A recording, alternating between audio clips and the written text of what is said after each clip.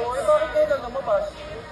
Ha? Alam ko sa edad ko, wala nang tumulaw po. Kasi sa edad ko, hindi ko na maikot. Sir Polly, kayo po ba yan? Yes! Morning po.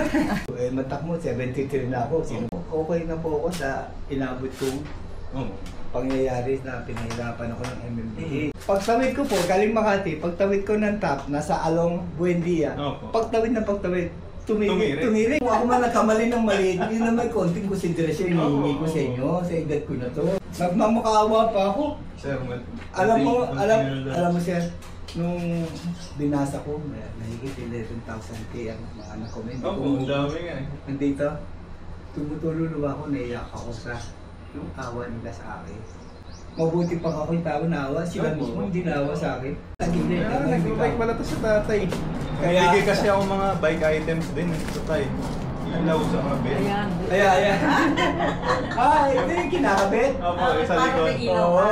Salamat sa inyo. Salamat sa tayo. Maraming salamat din, lalo na sa'yo. Sinadya mo pa kami. Opo. Isa ka sa mga may mabubuting kalooban. Akalain mo, pinagkaabalaan mo ko. Huwag kayo mag-alas, di ako tumatakbong politiko. Salamat naman. Thank you po. Okay. Hindi ko malilimutan.